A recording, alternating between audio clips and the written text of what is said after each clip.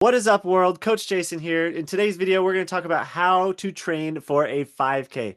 We're going to talk about 5 steps that you must do to guarantee a successful 5K finish. Before we dive in, head down to the comments. Comment when is your next 5K race. I know mine is in a few weeks. I'm super pumped for it. Share when your next race is. All right, so step number 1 to guarantee a successful finish is be patient with yourself. Now, if you are just starting out running, if you're beginning to train for your very first 5K, or you've been running for a little while, this is one of the most important things you need to remember. And you need to be patient with yourself because your body is doing something that it's not used to. Your body's changing, it's adapting. Give it a chance to adapt and grow. When you're patient with yourself, you'll be able to train better, train more efficiently, and you'll get better results. Step number 2 is what I call carving out your calendar. Now, I tell all of my athletes this when we start on day 1, we designate specific days and specific times to train. One of the biggest pitfalls I see beginning runners falling into is they say, "Oh, I'm going to run, 4 or 5 days a week," and they don't really specify. The more specific and more exact you can be with when you're going to run, what time you're going to run, where you're going to run, the better off you're going to be. So carve out your calendar. My recommendation is when you're starting out for a 5K, plan to have a minimum of 4 days a week of running. Step number 3 is spend the majority of your time running easy.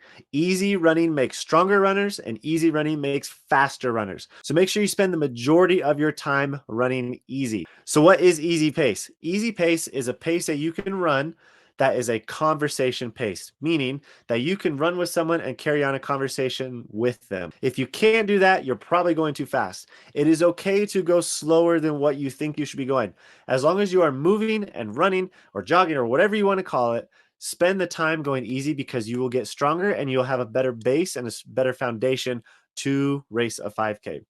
Cruising right along to number 4 is add striders. Now, no matter what distance I'm coaching someone at, I always have them do striders at least 2 to 3 times a week. Striders are speed work in disguise. They're also a great mental tool and cue to focus on form and focus on leg turnover. So a strider or a stride out is not a sprint. It is not going all out. It is not running as hard as you possibly can to try and beat someone. A strider is a controlled uptick in pace where you're focusing on form and focusing on leg turnover. Now, let's say that again. It is not an all-out sprint.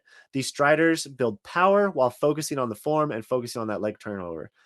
Now, I would recommend doing 4 to 5 of these 2 to 3 times a week. So what you do is you do your run, and what I like to do is find a big grass field or an open area where I can just stride out and just go through those motions of focusing on my form and focusing on leg turnover.